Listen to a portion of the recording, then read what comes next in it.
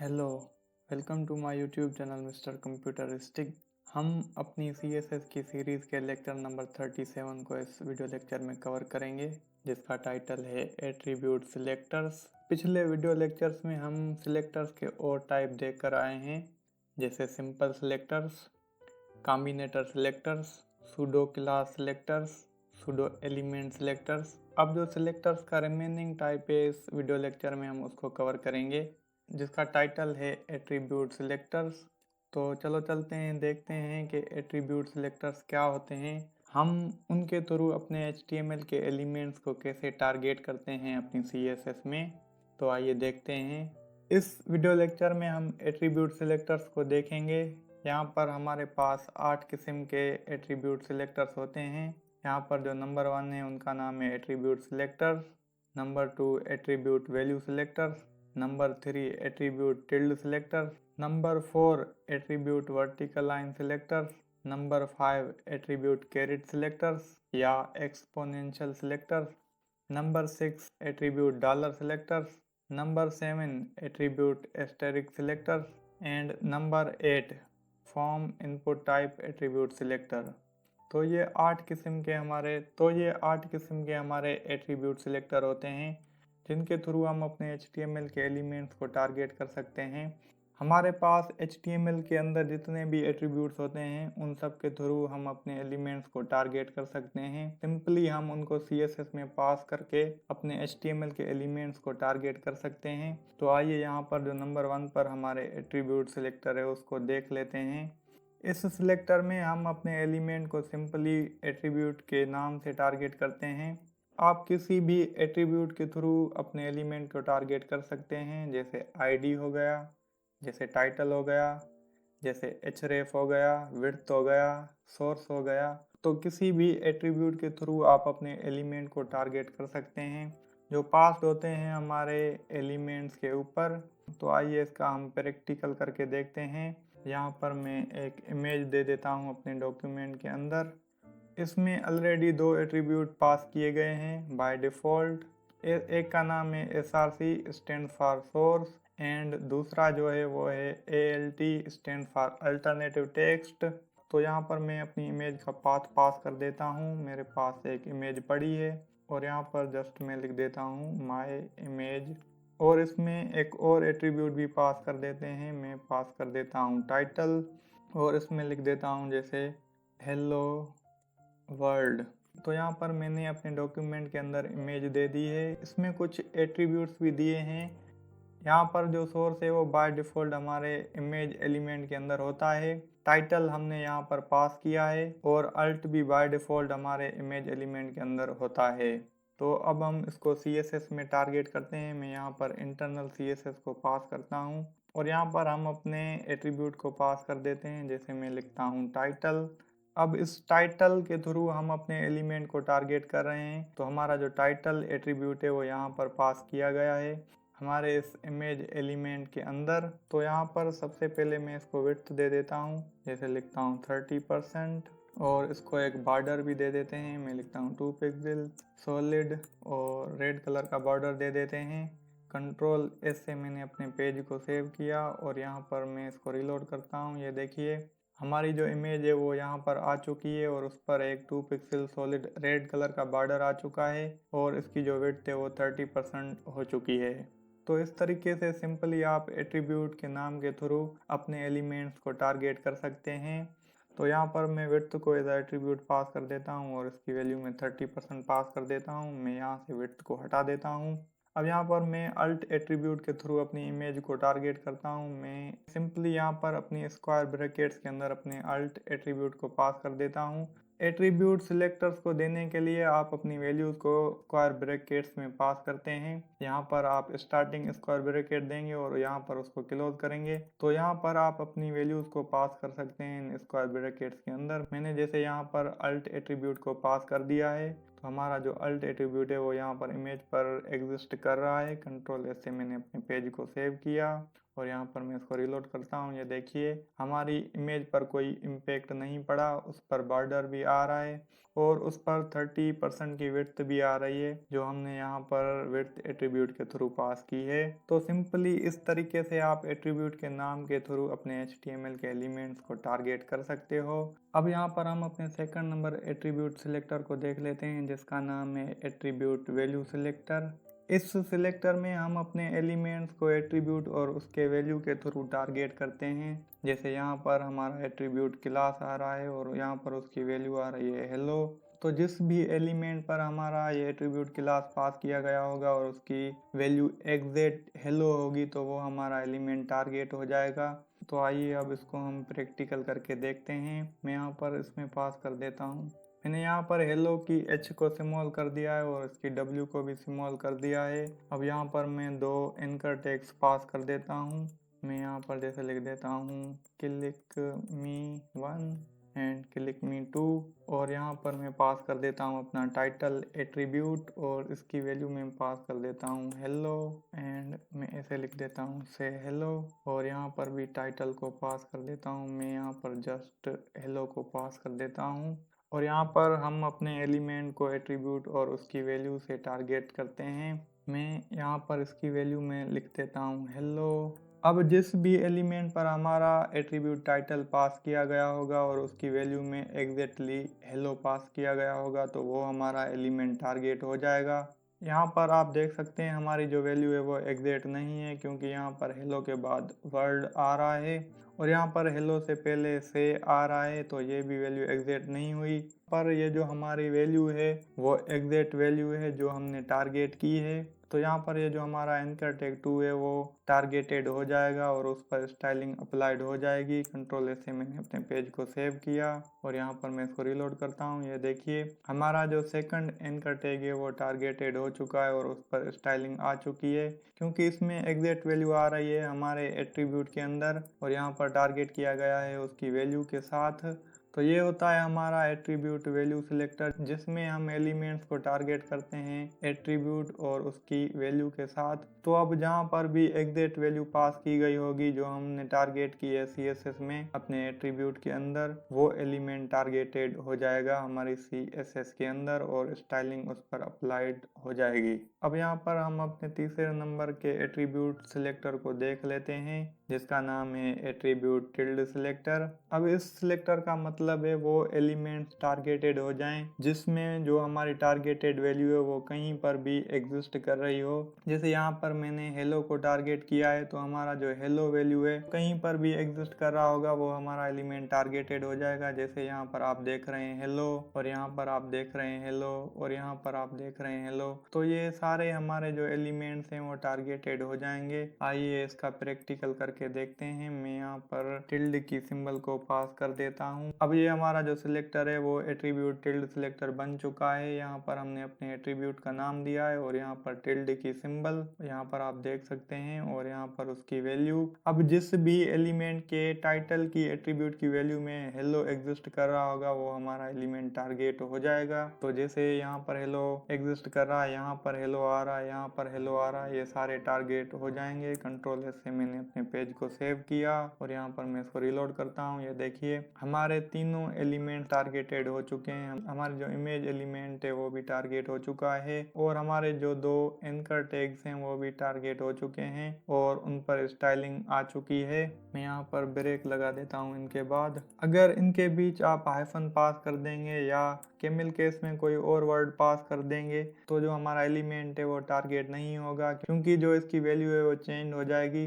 हमारा जो attribute tilde selector है उसकी रिक्वायरमेंट ये है हमारी जो वैल्यू है वो एग्जैक्टली सिंगल वर्ड हो। जैसे यहाँ पर आप देख रहे हैं हेलो तो सिर्फ और सिर्फ ये एलिमेंट टारगेट होगा, बाकी जो ये 2 हैं वो टारगेट नहीं होंगे क्योंकि यहाँ पर हमने हाइफन पास कर दिए और यहाँ पर कैमल केस में एक और वर्ड पास कर दिया है। कंट्रोल एस से मैंने अपने पेज को सेव किया और यहाँ पर मैं इसको रिलोड करता हूँ। ये देखिए हमारा जो इमेज एलिमेंट है वो टारगेट नहीं हुआ और हमारा जो एंकर टैग 2 है वो भी यहाँ पर टारगेट नहीं हुआ, लेकिन हमारा जो एंकर टैग 1 है वो यहाँ पर टारगेट हो चुका है और उस पर CSS की स्टाइलिंग आ चुकी है।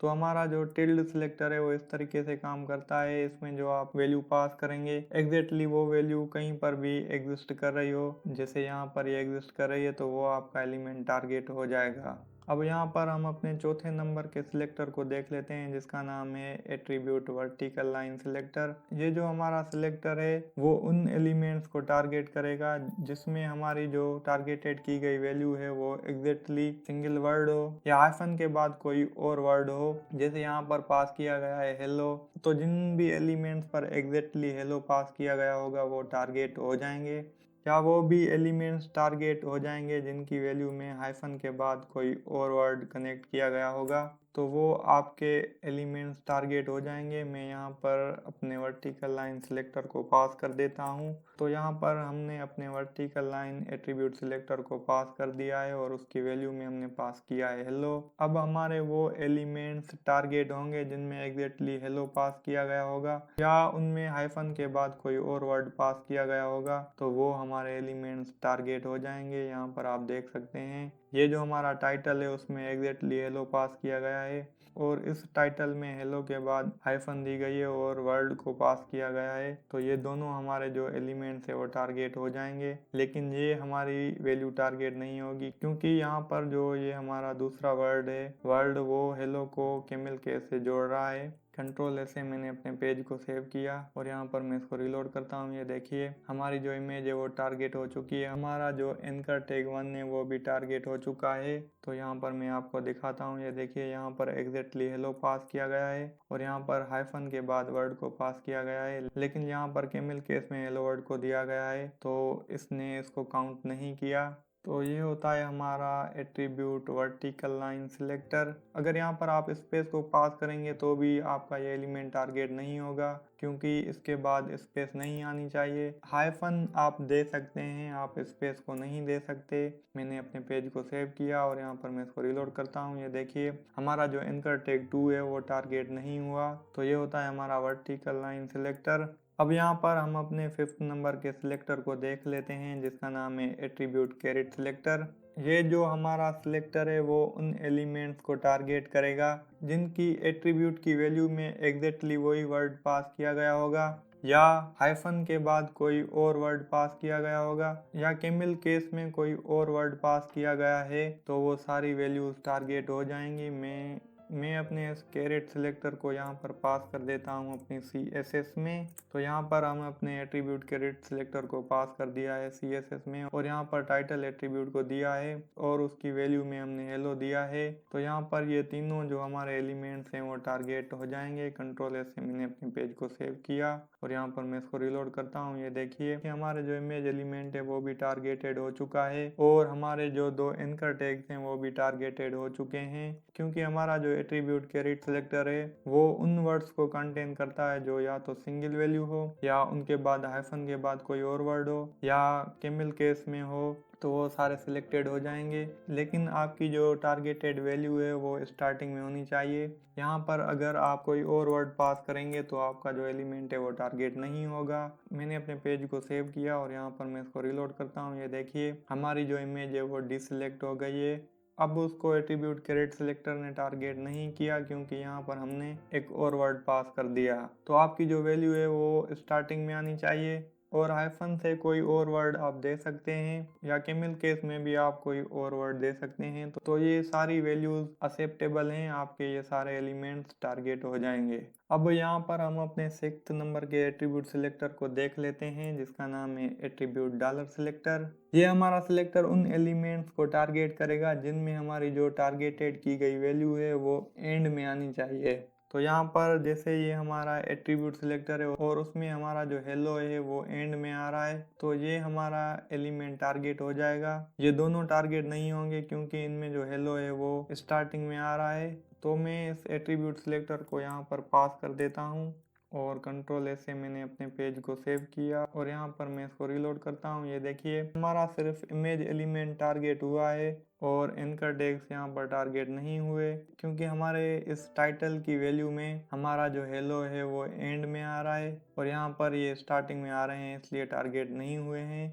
मैं यहाँ पर इसके बाद हेलो को पास कर देता हूँ तो हमारा ये जो क्लिक मी टू है ये भी टारगेट हो जाएगा। मैंने अपने पेज को सेव किया और यहाँ पर मैं इसको रिलोड करता हूँ। ये देखिए हमारा जो एंकर टैग 2 है वो टारगेटेड हो चुका है क्योंकि यहाँ पर हेलो एंड में आ रहा है। तो इस तरीके से काम करता है हमारा एट्रीब्यूट डॉलर सिलेक्टर। ये उन एलिमेंट्स को टारगेट करेगा जिनकी एट्रीब्यूट की वैल्यू में आपका जो टारगेट किया गया वर्ड है वो एंड में आना चाहिए। अब यहाँ पर हम अपने 7th नंबर के एट्रीब्यूट सिलेक्टर को देख लेते हैं जिसका नाम है एट्रीब्यूट एस्टेरिक सिलेक्टर। ये हमारा सिलेक्टर उन एलिमेंट्स को टारगेट करेगा जिनकी वैल्यू में हमारा जो टारगेट किया गया वैल्यू है वो कहीं पर भी एग्जिस्ट करता हो। जैसे यहाँ पर हेलो को पास किया गया है तो हमारा जो हेलो है वो कहीं पर भी एग्जिस्ट करता हो। जैसे यहाँ पर हेलो एंड में एग्जिस्ट कर रहा है और यहाँ पर स्टार्टिंग में एग्जिस्ट कर रहा है और यहाँ पर स्टार्टिंग और एंड दोनों जगहों पर एग्जिस्ट कर रहा है तो हमारे सारे एलिमेंट्स टारगेट हो जाएंगे।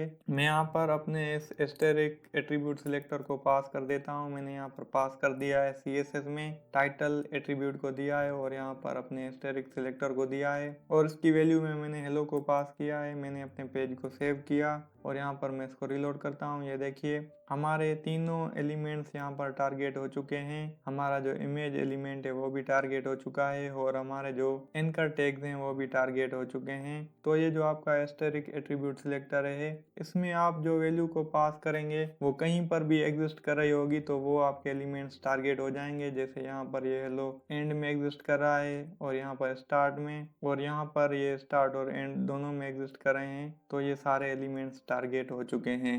अब यहाँ पर हम अपने 8वें नंबर के सिलेक्टर को देख लेते हैं जिसका नाम है form input type attribute selector.